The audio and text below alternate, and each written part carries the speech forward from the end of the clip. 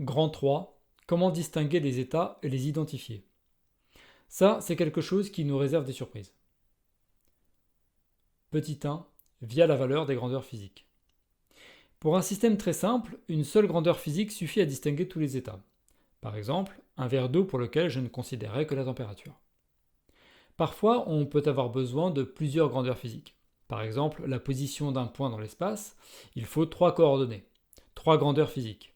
Ici des longueurs, c'est-à-dire des distances de l'objet à des corps de référence pris comme référentiel. On va se limiter dans tout ce que l'on va faire au cas où il suffit d'une grandeur physique pour distinguer des états d'un système. S'il en faut plusieurs, c'est exactement la même chose, il n'y aurait rien de nouveau à introduire, donc autant simplifier. Donc en physique classique, c'est très simple. Les états diffèrent par différentes valeurs des grandeurs physiques, et par conséquent, on a une notion de proximité des états, d'états voisins, qui est complètement naturelle, parce qu'elle est directement héritée de la notion de proximité entre les nombres, puisque les états sont caractérisés par les valeurs des grandeurs physiques.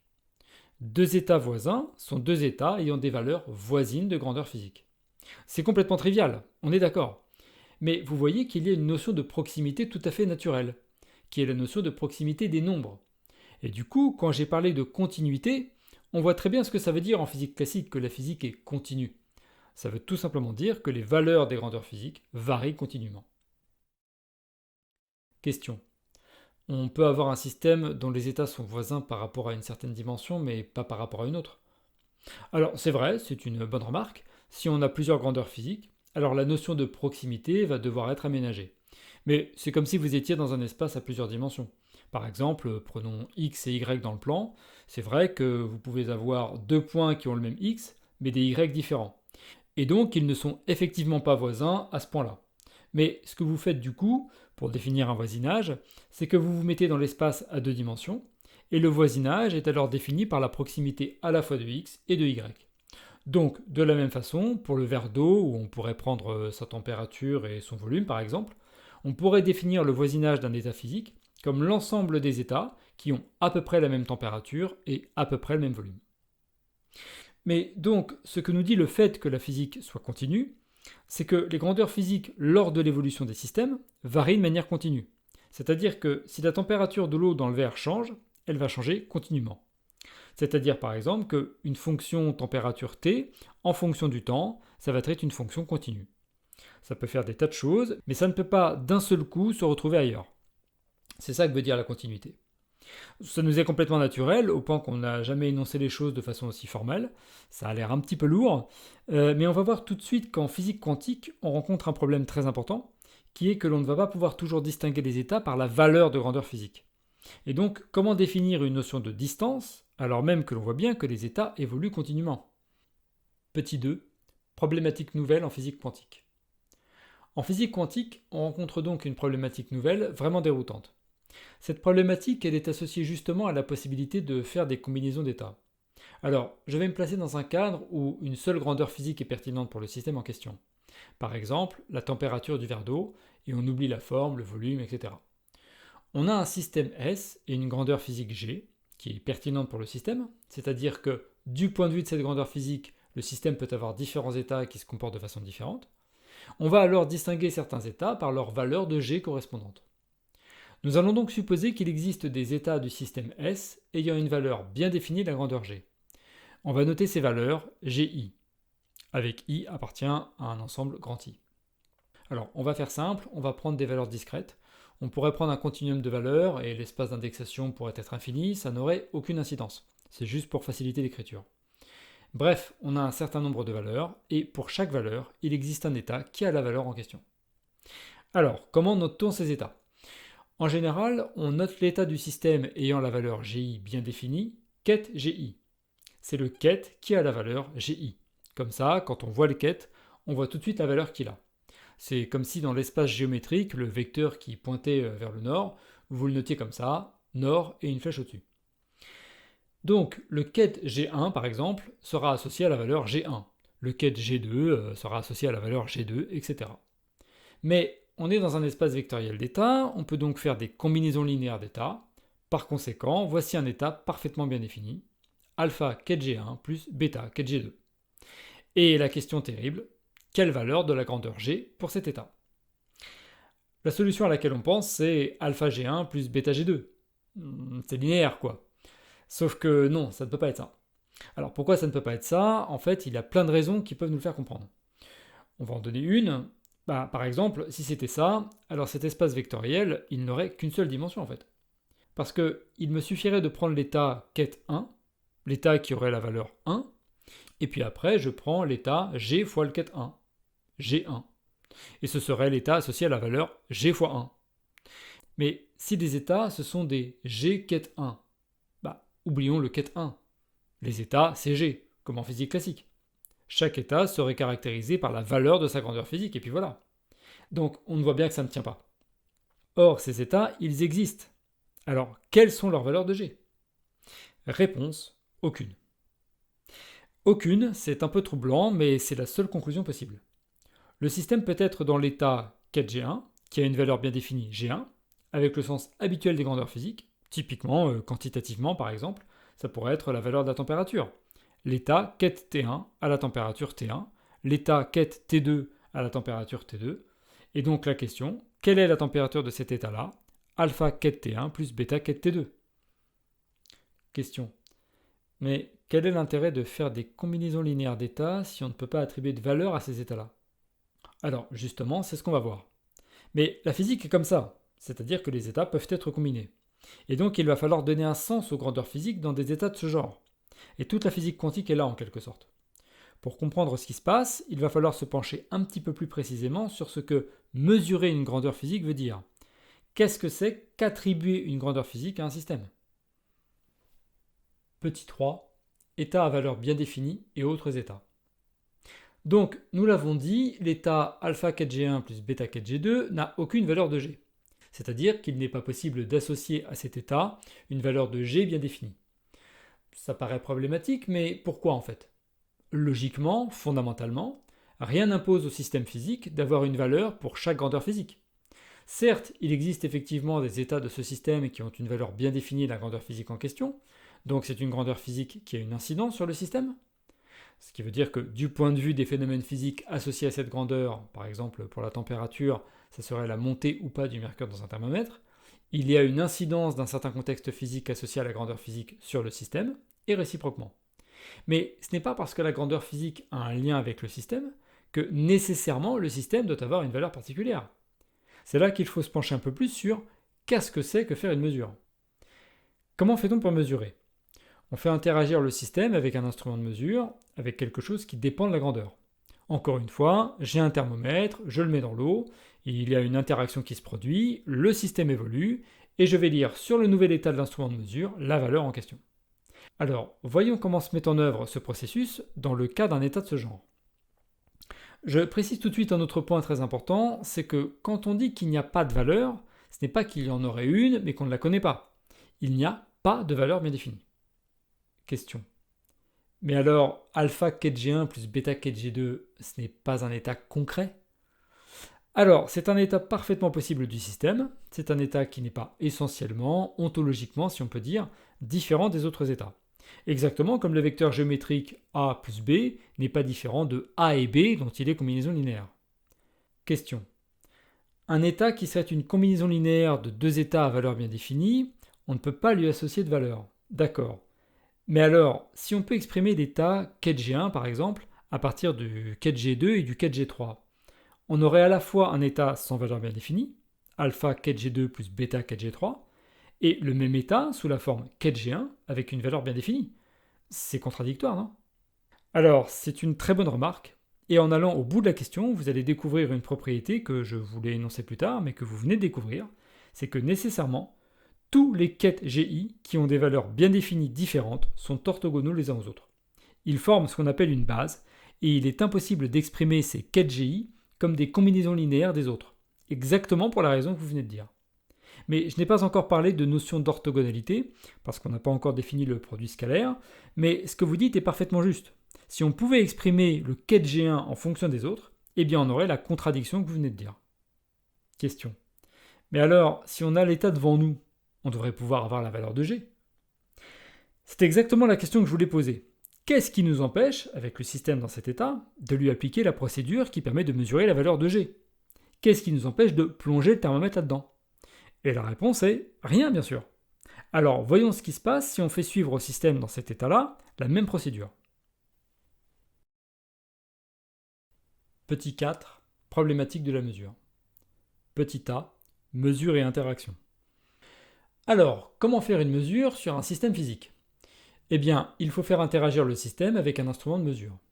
Alors, je vais appeler S le système, et je vais appeler M l'instrument de mesure. Que se passe-t-il? Alors, par définition, lorsque je pars de l'état G1, si je le fais interagir, je vais obtenir pour l'état de l'instrument de mesure un état que je vais noter ket M de G1. Le ket MG1, c'est l'état de l'instrument de mesure qui indique la valeur G1. Par exemple, si c'est un instrument de mesure avec une aiguille, eh bien l'aiguille pointe vers la valeur G1. Et du coup, ça me dit « Ah, c'était l'état G1 ».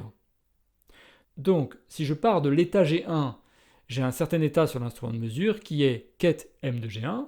Si je pars du ket G2, je vais avoir un état sur l'instrument de mesure ket M de G2. Le ket M de G2, vous voyez ce que ça veut dire. L'instrument de mesure permet de distinguer deux états du système qui ont des valeurs différentes sur l'instrument de mesure, précisément parce que l'instrument de mesure se met dans un état qui est différent dans les deux cas. Et c'est comme ça que je vois que ce n'étaient pas les mêmes. C'est-à-dire que le système s'est comporté de façon différente vis-à-vis de l'instrument de mesure lorsqu'on les a mis en interaction. Bon, et si je pars de ça maintenant, alpha 4G1 plus bêta 4G2, qu'est-ce que je vais obtenir? Eh bien, c'est une évolution du système, et on vient de voir que l'évolution était linéaire. Par conséquent, si je pars de alpha 4G1 plus bêta 4G2, dans quel état l'instrument de mesure va-t-il se mettre? Eh bien dans l'état alpha 4MG1 plus bêta 4MG2. Alors question, c'est quoi cet état-là? Parce que là, l'instrument de mesure est dans un état qui est lui-même combinaison linéaire de j'indique G1 et j'indique G2. Alors, la linéarité de la physique nous dit que cette combinaison linéaire, j'indique G1 et j'indique G2, a les mêmes coefficients que l'état de départ, alpha 4G1 plus bêta 4G2, mais néanmoins, qu'est-ce que c'est que cet état? C'est un vrai problème. Alors, il faut se pencher un petit peu plus rigoureusement sur le problème. En réalité, dès lors que les deux systèmes interagissent, je n'ai plus un système S et un instrument de mesure M, j'ai un système plus complet qui est S union M. Ce S union M, ça va être le système global. Je ne peux pas dire que l'instrument de mesure est indépendant du système, parce que c'est précisément parce que je l'ai fait interagir que cet instrument de mesure réalise la mesure. Donc je dois considérer le système global. Alors, S est un système physique et a donc un espace d'état associé qui est un espace vectoriel, dont chacun des états est un vecteur. Pareil pour M. On va donc prendre une notation pour ces espaces vectoriels. S, on va l'associer à E de S. On associe S à un espace vectoriel ES. Et pareil, M, on l'associe à un espace vectoriel EM. Le E epsilon, là, c'est pour espace vectoriel. Et le système global, S union M, est associé à un nouvel espace des états. Alors, quel est cet espace des états? On comprend bien qu'il n'est pas indépendant des espaces des états ES et EM, mais quel est-il? Alors, nous allons utiliser une notation que nous n'allons pas définir tout de suite, parce que pour le cours, on n'en aura pas besoin aujourd'hui. Ça s'appelle un produit tensoriel. Et on note ES croix EM. Pour l'instant, c'est juste une façon de dire que l'espace du système global est lié aux deux autres. Et qu'en gros, les états du système global impliquent les états du système S et les états du système M. On peut presque lire ce fois, là, ce rond avec une croix, comme un et. Ce n'est pas tout à fait ça. Ce qu'on verra, c'est qu'en fait, l'espace des états du système global est plus riche que simplement la juxtaposition des états des deux systèmes. Et dans ce plus riche, il y a quelque chose d'essentiel en physique quantique qu'on appelle l'intrication. Mais on n'en parlera pas pour l'instant. Alors, prenons un état particulier du système S union M, ket G1 croix ket M de G1. Vous voyez ce que j'ai fait? J'ai pris pour le système S que je mesure l'état ket G1, c'est-à-dire l'état qui a une valeur bien définie de G qui se trouve être G1. Et pour l'instrument de mesure, j'ai l'état dans lequel se trouve l'instrument lorsqu'il est mis en interaction avec le système S dans l'état G1. C'est-à-dire dans l'état j'ai mesuré G1. Rien de très surprenant. Autre exemple avec l'état ket G2, on aurait ket G2 croix ket M de G2. Le système S est dans l'état G2 et l'instrument de mesure dans l'état j'ai mesuré G2. Voilà, c'est ce à quoi on peut s'attendre lorsqu'on effectue la mesure pour de vrai et qu'on lit sur l'instrument le résultat de la mesure. Alors maintenant, on va appliquer le fait que l'évolution des systèmes est linéaire, et par conséquent, si maintenant on part de l'état du système alpha ket G1 plus bêta ket G2, eh bien j'obtiens sans surprise l'état alpha ket G1 croix ket Mg1 plus bêta ket G2 croix ket Mg2. Alors, vous devez avoir l'impression qu'on ne fait qu'écrire toujours la même chose, mais vous noterez une différence d'écriture, c'est que alpha ket Mg1 plus bêta ket Mg2, ce n'était pas tout à fait rigoureux, parce que là, on avait donné l'état de l'instrument de mesure, mais en fait, dès lors que j'ai eu une interaction entre l'instrument de mesure et le système, je ne peux pas considérer l'instrument de mesure tout seul. Donc je ne peux pas attribuer à l'instrument de mesure cet état-là. Donc ça, c'était une première intuition, mais ensuite on s'est penché plus précisément sur le processus. On a vu que la procédure de mesure consistait à faire interagir le système avec l'instrument de mesure, et donc qu'il fallait considérer l'ensemble du système. Et à ce moment-là, quand on a fait les choses proprement, voilà l'état auquel on arrive, alpha ket G1 croix ket Mg1, plus bêta ket G2 croix ket Mg2. C'est donc une combinaison linéaire de l'état où le système est dans l'état ket G1 et l'instrument de mesure a mesuré G1, normal puisque le système était dans l'état 4G1, et de l'état où le système est dans l'état G2 et l'instrument de mesure a mesuré G2, normal puisque le système était dans l'état G2. Maintenant, la vraie question, c'est qu'est-ce que c'est que cet état? Parce que la physique quantique nous dit voilà l'état du système global S union M, c'est-à-dire système mesuré et instrument de mesure ensemble. Et donc, si l'idée de faire des combinaisons linéaires a un sens, voilà son état. Bien, mais alors, qu'est-ce que c'est que ce truc? Est-ce que vous avez déjà vu un état comme ça? Est-ce que vous avez déjà regardé le résultat d'une mesure et vous êtes tombé sur ça? En fait, on ne sait même pas quel sens donner à ça. Question. Mais est-ce qu'il ne faudrait pas prendre en compte le fait qu'on est dans un état quantique et que l'observation du système va changer l'état du système? Alors, c'est exactement cette problématique-là dont je veux parler maintenant. Et je voulais en parler dès le début de ce cours parce que c'est quelque chose de vraiment capital. Vous avez dit on observe le système et donc il pourrait éventuellement se passer quelque chose. Alors effectivement, soyons encore plus rigoureux. Qu'est-ce qui nous dit que le système global, système mesuré et instrument de mesure, n'est pas dans cet état-là? La physique quantique nous dit qu'il est dans cet état-là. Enfin, la linéarité. Car nous n'avons encore quasiment rien dit de la physique quantique. Nous avons juste dit on peut faire des combinaisons linéaires. Et on ne fait que dérouler les conséquences. Donc très bien, le système est dans cet état-là. Vous n'avez jamais vu ça? Normal. Parce que ça, ce n'est pas le système de vous qui a regardé l'instrument de mesure. Ça, c'est l'état du système S union M. Maintenant, si vous vous posez la question, mais quand même, si je regarde le résultat, je vais voir quoi? Ah mais attendez, si vous regardez le résultat, ce n'est plus pareil. Il y a un autre système maintenant. Il y a vous. Et ça change tout. Alors, voyons ce qui se passerait dans ce cas-là. Donc, on a le système, on fait interagir le système avec l'instrument de mesure, et on obtient ça. Alpha ket G1 croix ket M de G1, plus bêta ket G2 croix ket Mg2. Mais maintenant, vous voulez prendre connaissance du résultat de la mesure. Ce n'est pas pareil. Du coup, il va falloir que vous interagissiez avec ce système. Alors voyons. Petit 5, interprétation de la mesure. Donc, si vous voulez prendre connaissance du résultat de la mesure, il va falloir que vous, observateur, vous interagissiez avec le système S union M, qui est dans cet état. Et maintenant, vous voulez regarder. Donc, on va écrire union O pour union l'observateur, soit S union M union O. Donc, maintenant, il y a l'observateur en plus, et vous allez intriquer tout ça. Typiquement, ça peut être aussi simple que vous regardez. Mais regarder, ça va vous porter vous dans un autre état, qu'on pourrait nommer état de connaissance ou de conscience, peu importe. Donc, prenons le cas simple où le système est dans un état bien défini avec une valeur bien définie de G. On part de l'état 4G1, qui est l'état avec une valeur bien définie G1. Donc, il va se passer des choses absolument pas surprenantes.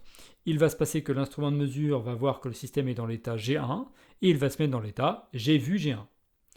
Donc, on va obtenir l'état 4G1 croix ket Mg1. Et vous qui regardez l'instrument de mesure, vous allez vous mettre dans l'état j'ai vu que l'instrument de mesure indique G1. Et on va noter ça, ket O de Mg1. Question. Est-ce qu'il ne faudrait pas plutôt écrire O ket G1 croix ket Mg1? On regarde l'instrument et le système. Alors, oui et non. Typiquement, quand vous faites une mesure sur un système quantique, vous regardez le résultat de mesure, vous lisez l'instrument, vous ne regardez pas le système quantique lui-même. Donc, on va garder cette écriture. Maintenant, si je pars du ket G2, l'instrument de mesure va se mettre dans l'état j'ai vu G2. Donc, on va obtenir l'état ket G2 croix ket MG2. Et l'observateur va se mettre dans l'état j'ai vu que l'instrument de mesure indique G2. Et on va noter ça, ket O de MG2. Question. On observe un état ou une valeur? Alors c'est une bonne question et vous mettez le doigt sur un problème assez colossal auquel la physique ne peut rien, c'est le problème de la conscience. En fait, quand vous dites je lis sur le thermomètre 20 degrés, c'est juste que vous avez cette perception. Vous êtes dans un état de conscience et vous interprétez comme vous voyez l'état. Mais c'est juste les mots qu'on met là-dessus. Mais en réalité, vous avez juste changé d'état. Et dans votre nouvel état, vous avez connaissance d'une valeur G1. Je ne sais pas mieux le décrire, mais il n'y a pas vraiment besoin. C'est mon état. Je suis dans l'état de conscience particulier qui est j'ai vu G1. Remarque. On pourrait faire sauter un élément de cette chaîne de produits tensoriels si vous êtes l'instrument de mesure. Mais si vous voulez connaître la température de l'eau, par exemple, il ne suffit pas de la regarder. Donc il faut un instrument de mesure qui va révéler cette température. Il faut un contexte physique qui va dépendre de la grandeur physique en question. Et en général, ce n'est pas vous. Mais ça pourrait être vous si la mesure c'est je touche l'objet et je vois s'il est chaud ou pas. Mais ça ne serait pas très quantitatif. Alors poursuivons. Donc si maintenant on part de l'état alpha 4G1 plus bêta 4G2, c'était quand même ça notre idée au départ, que se passe-t-il si on part de cet état? Eh bien, très naturellement, on va se retrouver dans l'état alpha 4G1 croix ket MG1 croix ket OMG1 plus bêta 4G2 croix ket MG2 croix ket OMG2. C'est ce que nous dit la physique quantique. C'est juste l'application de la linéarité. Et maintenant, c'est toujours la même question, c'est quoi cet état-là? Parce que là, on a une combinaison entre des états, un où l'observateur a pleinement conscience d'avoir vu G1, puisque le système était dans l'état G1, et que l'instrument de mesure a révélé la valeur de la grandeur G dans l'état G1, et d'un état où l'observateur a pleinement conscience d'avoir vu G2, c'est-à-dire l'état dans lequel se trouve l'observateur si le système était effectivement dans l'état G2. Sauf que mon état, ce n'est ni le premier ni le deuxième, l'état global du système, c'est tout ça. Mais alors, qu'est-ce que c'est? Est-ce que vous vous êtes déjà retrouvé dans un état où vous avez pleinement conscience d'avoir vu un truc, plus pleinement conscience d'avoir vu un autre truc? Alors, ça fait 100 ans à peu près qu'on se pose la question, et la réponse est qu'effectivement, on ne sait pas trop ce que c'est que cet état-là, mais ce n'est pas totalement étonnant qu'on ne sache pas, parce que tout ce qu'on est capable de percevoir et de se représenter consciemment, c'est précisément nos états de conscience. Mais le voilà notre état de conscience. C'est le ket O de MG1. Et puis en voilà un autre état de conscience, ket O de MG2. Le problème, c'est qu'il y a deux états de conscience contradictoires, qui ne sont pas les mêmes. Il y en a un qui a vu G1 et un autre qui a vu G2. Sauf que l'état du système global inclut ces deux états de conscience contradictoires. Donc là, les avis divergent. Il y a principalement deux interprétations de la physique quantique. C'est ce qu'on va voir. Petit a, interprétation de Copenhague. Alors, la première interprétation, c'est ce qu'on appelle l'interprétation de Copenhague, qui dit la chose suivante. Elle dit, bon, écoutez, cet état-là, où je suis dans une combinaison linéaire de j'ai clairement perçu G1 parce que le système était dans l'état G1 et l'instrument de mesure a pointé vers G1 et l'état j'ai clairement vu G2, etc. Cet état, je ne sais pas ce qu'il veut dire, je n'en ai jamais fait l'expérience, donc d'une façon ou d'une autre, je ne sais pas comment, mais il se passe un truc bizarre. En fait, quand je fais une mesure et que je regarde le résultat de la mesure, à partir du moment où je suis impliqué, là par exemple, au moment de ket O de MG1, eh bien, il se passe un truc qui viole le principe de combinaison. Quelque chose de différent se passe dans la physique. Le fait que je fasse la mesure et que je regarde le résultat de la mesure change la donne. Et d'une façon ou d'une autre, il y a une des composantes qui dégage. Elle disparaît, par exemple, celle-là. Bêta ket G2, croix ket MG2, croix ket O de MG2. Ça dégage. Et du coup, je me retrouve avec ça. Alpha ket G1, croix ket MG1, croix ket O de MG1. Donc, l'interprétation de Copenhague postule, c'est un postulat, à l'occasion d'une mesure, toutes les composantes disparaissent, sauf une, et ceci aléatoirement, avec des probabilités particulières, on commentera ce point plus tard. Question. Et dans le cas où il y a deux observateurs? Eh bien, vous aboutiriez à ça, alpha quête G1 croix quête MG1 croix quête OMG1 croix quête O'Mg1 plus bêta quête G2 croix quête Mg2 croix quête O de Mg2 croix quête O' de Mg2 avec évidemment O', le deuxième observateur. En fait, c'est la linéarité elle-même qui vous garantit qu'il n'y aura jamais de conflit entre deux observateurs. Petit b, interprétation d'Everett. Alors, l'interprétation d'Everett, qu'on appelle aussi interprétation des mondes multiples, un petit peu à tort, on va voir ça ensuite, a été avancée pour la première fois par Hugh Everett dans sa thèse en 1957, écrite avec John Wheeler, et qui consiste à dire, écoutez, la physique quantique, elle fonctionne. À chaque fois qu'on fait des expériences, tout le formalisme de la physique quantique fonctionne. On fait de la physique avec des états superposés tous les jours depuis des décennies, partout dans le monde. Il n'y a aucune raison de supposer qu'un instrument de mesure se comporte autrement qu'un système quantique, puisqu'au passage, c'est un système quantique. Et il n'y a aucune raison de penser que nous, quand nous observons un système quantique, d'un seul coup, et là la physique change, parce qu'on a décidé que tel instrument ferait une mesure, et que nous sommes très spéciaux, et par conséquent, cet état, alpha, quête G1, croix Mg1, etc., eh bien, c'est l'état du système. Juste, il y a effectivement deux composantes, une où j'ai pleinement conscience d'avoir mesuré G1, et une où j'ai pleinement conscience d'avoir mesuré G2. Et bien tout ça, c'est l'état du système, et puis c'est tout. Et donc alors, tout se passe comme si, à partir du moment où je fais la mesure, il y a deux composantes du monde. Une où tout se passe comme si le système avait été dans l'état G1, et une où tout se passe comme si le système avait été dans l'état G2. Si le système avait été dans l'état G1, l'instrument de mesure aurait mesuré G1 et j'aurais vu quête Mg1. S'il avait été dans l'état quête G2, l'instrument de mesure aurait mesuré G2 et j'aurais vu quête Mg2. Et bien voilà, il y a les deux en parallèle qui vont continuer de se développer. Alors, attention, je vais revenir sur cette histoire d'interprétation des mondes multiples. Parfois les gens interprètent cela en se disant « Ah bah, il y a le monde qui s'est dédoublé en fait. Maintenant, il y a deux mondes.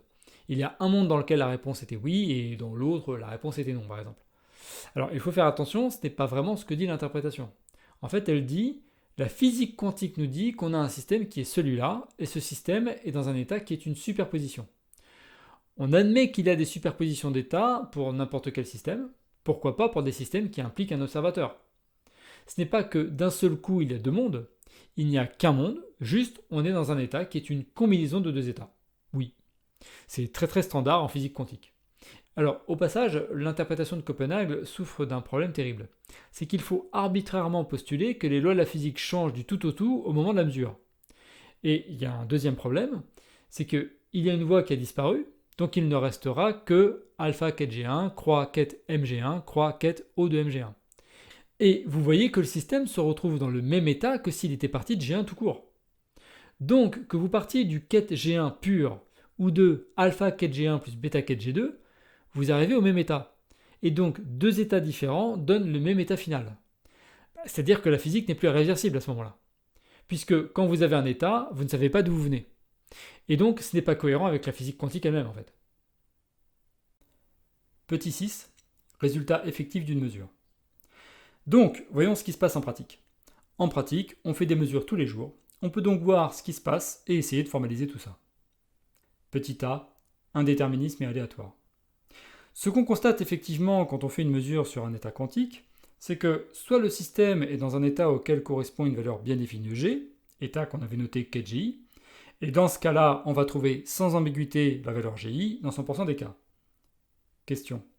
Vous dites sans ambiguïté, mais si cette valeur Gi, on peut l'obtenir à partir de l'état kGi, ou à partir d'une combinaison avec des Gi dedans, il y a ambiguïté. Alors en effet, sans ambiguïté peut sembler inapproprié, donc je vais reformuler et dire on va trouver à tout coup la valeur Gi. Maintenant, en physique quantique, on peut se retrouver dans des états combinés. Si le système est dans l'état somme sur i des alpha i kGi, qui est une simple combinaison linéaire des différents états qui ont une valeur bien définie, alors cet état n'a pas une valeur bien définie, et la mesure conduit aléatoirement à l'une des valeurs Gi. Alors, qu'est-ce qu'on entend ici par aléatoire ? Aléatoire, ce n'est pas si simple à définir. On va commencer par parler d'indéterminisme. Indéterminisme, c'est dire qu'il n'y a pas d'éléments, d'informations, que l'on ignore sur le système, qui, si on les connaissait, nous permettraient de prédire le résultat de la mesure. C'est ce qu'on appelle parfois la problématique des variables cachées. On pourrait se dire, c'est peut-être juste qu'on est ignorant, mais si on savait vraiment tout sur le système, eh bien on arriverait à prédire de quel côté va pencher la balance. Question. Et on est sûr qu'on n'est pas dans le cas des variables cachées. Alors, il se trouve qu'en 1964, un certain John Bell a identifié des relations que doivent respecter les mesures sur certains états quantiques. Relations que l'on appelle inégalité de Bell, justement, et qui permettent de trancher cette question par l'expérience. En gros, si on suppose qu'il y a des variables cachées, il se passe certaines choses, et si on suppose que non, il doit se passer autre chose. Eh bien, l'expérience a été faite par Alain Aspect et ses collaborateurs en 1981, et on a tranché par l'expérience, il n'y a pas de variable cachée. Donc, c'est un indéterminisme foncier. Rien, pour autant qu'on puisse en juger, et c'est ce que confirment toutes les expériences, ne permet ni ne permettrait de déterminer le résultat de la mesure. Et donc, c'est en ce sens-là qu'on parle d'aléatoire. Et cette notion d'aléatoire, elle est présente quelle que soit l'interprétation de la mécanique quantique que l'on choisit, que ce soit celle de Copenhague ou celle d'Everett. Mais elle n'implique pas tout à fait la même chose. Dans l'interprétation de Copenhague, cette combinaison, somme sur i des alpha i ket gi, croix ket mgi, croix ket o de mgi, au moment de la mesure, magiquement, tous les termes disparaissent sauf un. Et donc c'est la sélection de l'état qui se fait aléatoirement. Ce n'est vraiment pas satisfaisant et ça contredit même les lois de la physique, on l'a vu.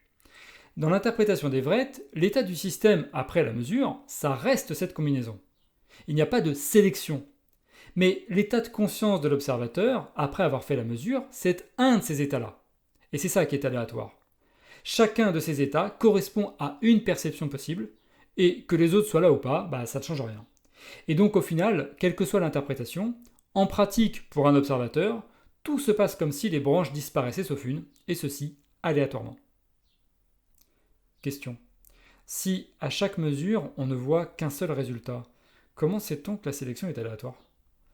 Alors, la seule façon dont on puisse donner sens à cette notion d'aléatoire et à la notion de probabilité dont on va parler maintenant, c'est qu'on imagine qu'on dispose d'un grand nombre de systèmes dans le même état et que l'on fasse un grand nombre de fois la même mesure. On va trouver un coup G1, un coup G2, puis encore G1, et puis G5, G7, etc. Et puis, on regarde la suite des nombres qu'on obtient, la suite des résultats, et on verra que cette suite est aléatoire, mais avec des valeurs réparties selon certaines probabilités. On verra qu'il est possible de donner un sens mathématique précis à cette notion d'aléatoire, à l'aide d'une formalisation qui correspond en fait à la notion de complexité algorithmique de cette suite. Alors, juste pour donner l'idée, par exemple, si vous trouvez la suite G1, G1, puis G2, G2, puis encore G1, G1, et encore G2, G2, etc., etc., manifestement, c'est pas une suite aléatoire. S'il y a 2 fois G1, puis 2 fois G2, puis 2 fois G1, etc., on a un pattern. En fait, la notion d'aléatoire se décrit mathématiquement par des propriétés de complexité qu'on peut résumer ainsi. Est-il possible de donner le contenu de la suite avec moins d'informations que juste donner les nombres les uns après les autres ? Tout ça pour dire qu'ayant une suite de nombres, on peut vérifier si effectivement la suite est aléatoire ou pas, ou s'il y a des patterns et des régularités, ou s'il était possible par exemple de décrire cette suite par une certaine fonction qui va nous permettre de dire à la 12e mesure on va obtenir telle valeur. Donc, s'il n'existe aucune façon, quelle qu'elle soit, de prédire quelle sera la valeur de la 12e, de la 27e ou de la 1000e expérience, alors on peut dire, en un sens mathématique qui devient du coup précis, que cette suite est aléatoire et que chaque résultat est aléatoire. Et c'est effectivement ce qu'on constate. Donc, les alpha i dans l'expression alpha i ket gi, ce sont des coefficients, et on va voir tout de suite que ces coefficients vont nous dire quelle probabilité on a de trouver G1 plutôt que G2 ou G3. Mais les valeurs possibles, ce sont les différents GI. Petit b, règle de Born. Il est donc impossible de prédire à l'avance le résultat d'une mesure, mais il existe des probabilités d'obtenir tel ou tel résultat. Alors, ça peut paraître bizarre de dire qu'il y a des probabilités alors que c'est aléatoire. En fait, pas du tout. Si vous lancez un dé, vous n'avez aucun moyen de prédire quel va être le résultat. 1, 2, 3, 4, 5 ou 6. Mais vous savez qu'il y a une chance sur 6 de trouver un de ces résultats. On traitera de façon mathématique les probabilités plus tard, et on verra comment définir des distributions de probabilités, etc. Mais pour l'instant, il suffit ici qu'on ait la notion intuitive de probabilité. Alors, si le système est dans l'état somme sur i des alpha i ket gi, la règle de Born nous dit exactement quelle probabilité on a d'obtenir gi. Chaque état gi est un état avec une valeur bien définie de la grandeur qui se trouve être gi, Et la probabilité P que la mesure donne comme résultat GI est la suivante. P de GI égale module de alpha I au carré sur la somme sur J des modules de alpha J au carré. Donc la probabilité d'obtenir GI est proportionnelle au module de alpha I au carré, et comme la somme des probabilités doit être égale à 1, on normalise cette probabilité en divisant par la somme sur J des alpha J au carré. Question. Comment a-t-on obtenu cette loi? Alors, effectivement, elle est présentée en général comme un postulat de la physique quantique. L'expérience nous montre que c'est comme ça, mais je reconnais que ce n'est pas très satisfaisant. Alors, il y a quand même un théorème que l'on doit à Gleason, qui essentiellement nous dit qu'en fait, ça ne pourrait pas être autre chose que ça, en un sens très précis. En gros, si la somme des valeurs d'une fonction sur différents éléments d'une base est toujours la même, alors cette fonction est forcément de cette forme-là. En l'occurrence, ici, on a affaire à des probabilités. Et donc, c'est une fonction qui, si on fait la somme des probabilités sur les différents éléments qu'est GI, les différents états, on doit toujours trouver un. Question. Comment sait-on de quel état on part? Alors, les lois de la physique nous permettent de connaître l'état des systèmes quand on les prépare. On va y venir tout de suite.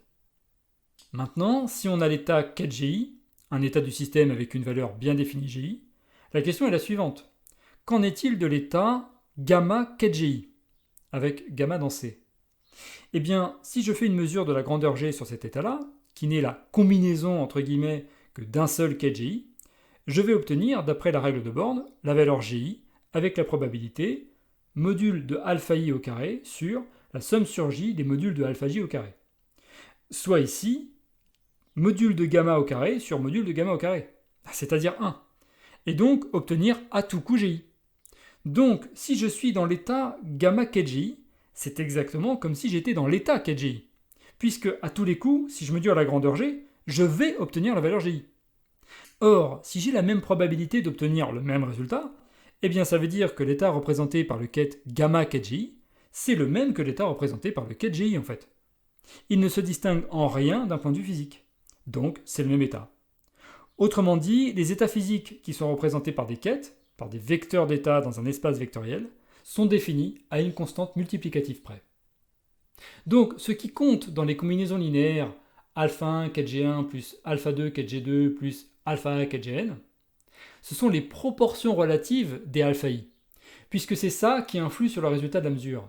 Si j'ai plus de alpha 1 que de alpha 2, je vais trouver plus souvent le résultat G1 que le résultat G2, ce qui est assez intuitif en fait.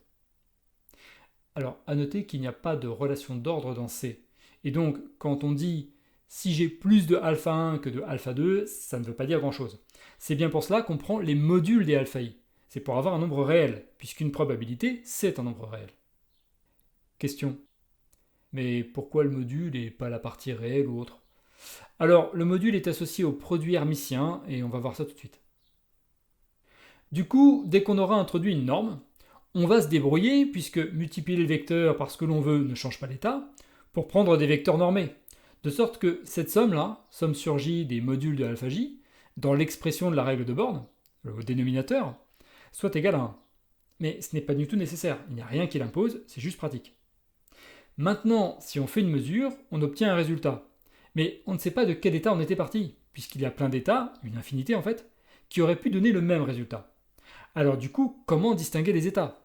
C'est ce qu'on va voir maintenant. Petit 7. Comment distinguer les états? En physique quantique, on a accès uniquement aux résultats des mesures. Or, une mesure ne révèle pas l'état d'un système.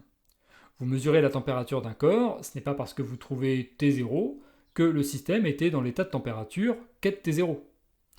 Par contre, ça veut dire que maintenant il l'est. Si vous mesurez la position, donc la distance d'un corps à un objet de référence, vous faites la mesure et vous trouvez x0. On va se placer dans un espace à une dimension. Cette position x0 peut être obtenue si au départ le corps était dans l'état qu'on peut noter ket x0. Le ket qui veut dire je suis en x0. Maintenant, si vous êtes dans l'état alpha 0 ket x0 plus alpha 1 ket x1 et que vous mesurez cette position, la règle de Born nous dit que vous allez obtenir x0 avec une probabilité proportionnelle au module de alpha 0 au carré et x1 avec une probabilité proportionnelle au module de alpha 1 au carré. Vous Vous faites la mesure et mettons que vous trouvez x0. Eh bien, la seule chose que vous puissiez dire sur l'état, c'est qu'il n'était pas dans une combinaison linéaire où alpha 0 vaut 0. Si alpha 0 valait strictement 0, vous n'auriez eu aucune chance d'obtenir x0. Mais dès lors que alpha 0 n'est pas strictement nul, alors il est parfaitement possible de trouver x0 au moment de la mesure. Si alpha 0 était très petit, eh bien ça veut dire que vous aviez très peu de chances d'obtenir x0. Mais quand vous obtenez x0, vous ne savez pas si vous avez eu beaucoup de chance ou pas. Il n'y a aucun moyen de savoir. Vous savez juste que le système était dans un état combiné dans lequel alpha 0, le coefficient du ket x0, n'était pas nul. Donc la mesure ne révèle pas l'état de la particule.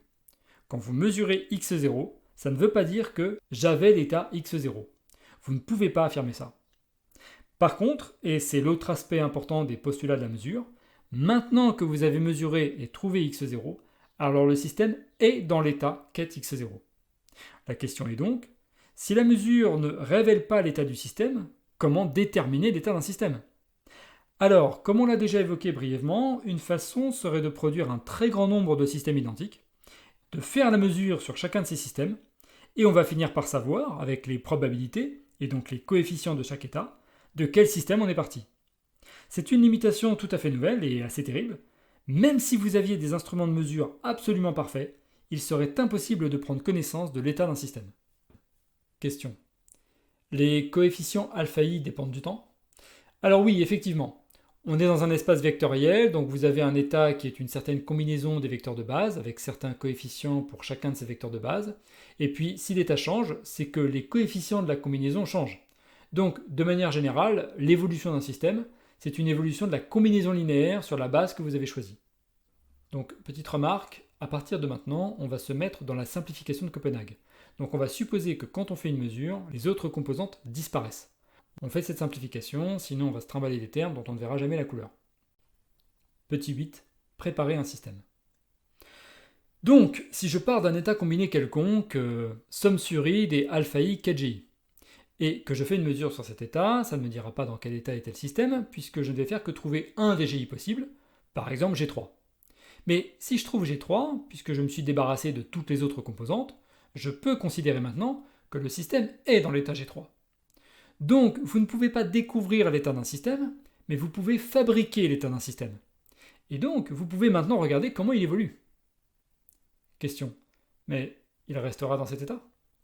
Alors, s'il n'évolue pas entre la première et la deuxième mesure, vous allez retrouver G3, puisqu'il est dans l'état G3. Mais si le système évolue et change d'état, évidemment, si vous refaites une mesure, vous ne retrouverez pas forcément la même chose. Donc, on ne peut pas découvrir l'état d'un système, mais ce problème de la mesure qui fait que tout a l'air de se passer comme s'il n'y avait plus qu'une seule composante, on peut l'exploiter en fait. Car à partir du moment où j'ai fait une mesure, je peux considérer que le système est dans l'état correspondant à la valeur mesurée. Par exemple, vous faites passer la lumière à travers un polariseur. La lumière, ce sont des milliards de photons qui sont dans tous les états possibles et imaginables.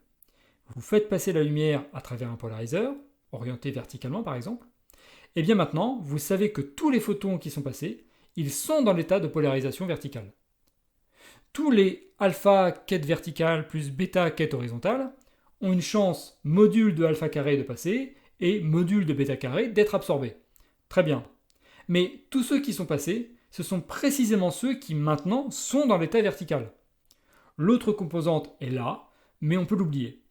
Donc, en plaçant un polariseur orienté selon une certaine direction, je peux en fait sélectionner les photons que je veux. C'est très pratique, car on peut donc préparer des systèmes en les mesurant.